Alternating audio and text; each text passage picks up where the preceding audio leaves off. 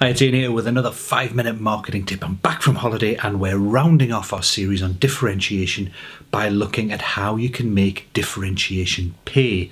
In other words, how you can take all that differentiation in the marketplace and turn it into more clients at higher fees. I will see you after this break.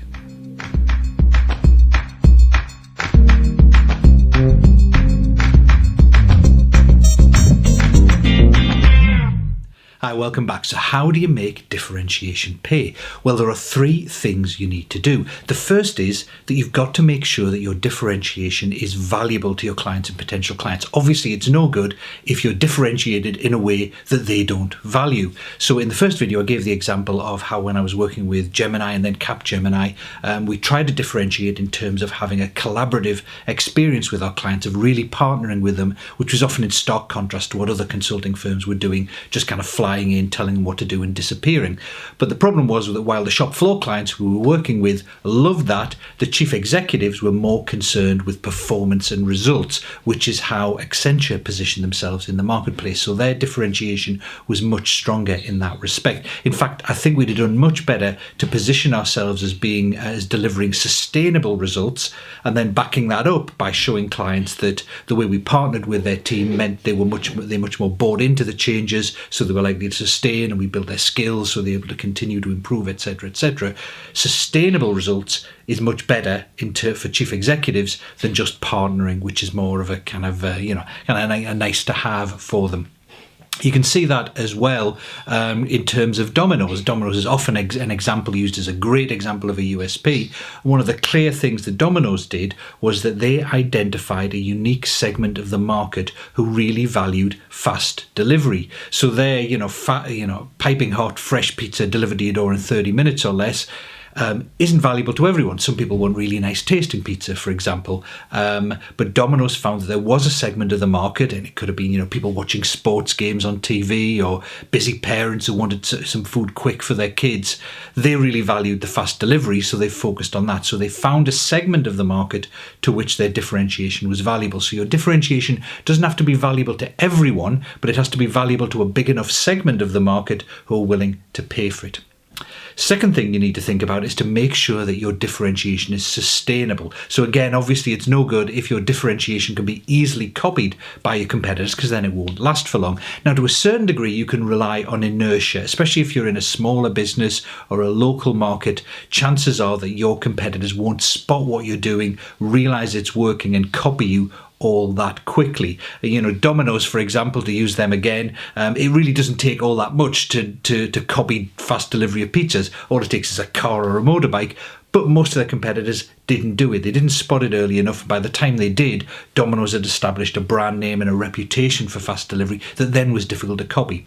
Boston Consulting Group, when they first started up, for example, they were really the only strategy consulting firm, the very first one who combined marketing and finance.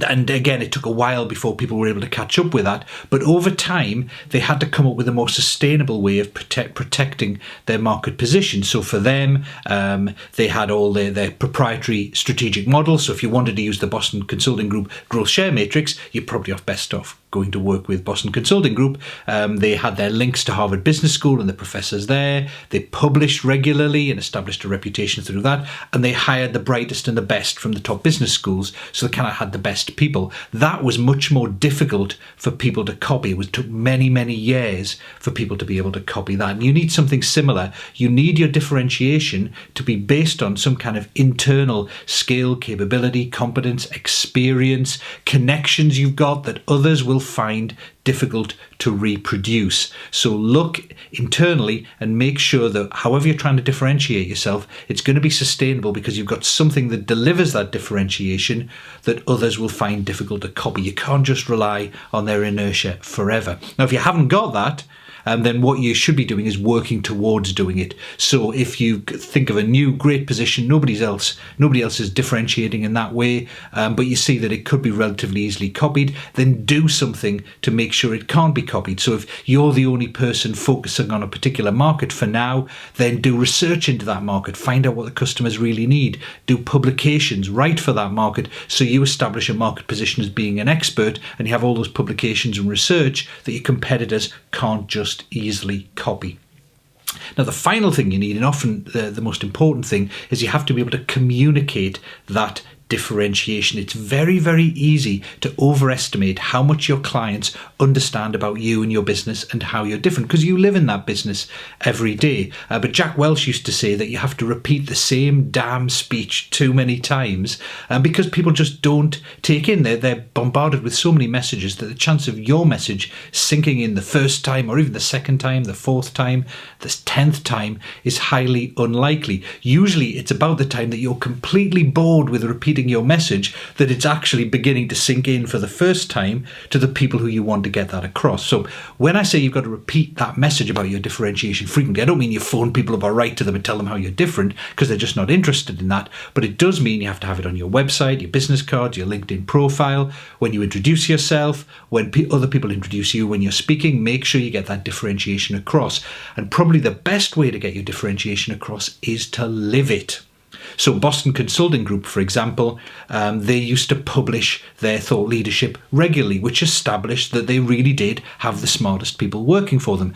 Domino's took their, delivered in 30 minutes and backed it up with a guarantee, which spoke volumes about that they were able to deliver it. They also made sure that the cars, the bikes, and the packaging around the pizzas all had their logos and stuff on it. So when you saw them whizzing past, you knew it was Domino's delivering fast. So you need to do the same thing. And that's what content marketing can be really valuable for any kind of service or information-based business or expertise-based business, because through content marketing, through blogs, through videos, through email, through establishing a platform like a podcast, for example, you can demonstrate your expertise. And obviously the expertise you want to demonstrate is the expertise in the area that you're claiming differentiation. So if your differentiation is that you know more about the pharmaceutical sector than anyone else, or sales and marketing in the pharmaceutical sector than anyone else, then obviously if you're going to do a podcast or a video series, do it about that. Don't do it about other topics you're interested in. Focus your content marketing on your area of difference. So that's it for this week. Those 3 areas that are going to really make differentiation pay. Make sure it's valuable, make sure it's sustainable, and communicate it regularly, frequently, and live it. Key thing really for me, you've got to put work into it. Making differentiation pay means not just spending 15, 30 minutes brainstorming your differentiation, quickly scribbling it down in a kind of corporate mission statement and hoping that's going to work for you. You really have to think about it hard, make sure it will pay, and then keep communicating it. That takes time and effort. That's why if you do it, others won't, and you'll really stand out. See you soon.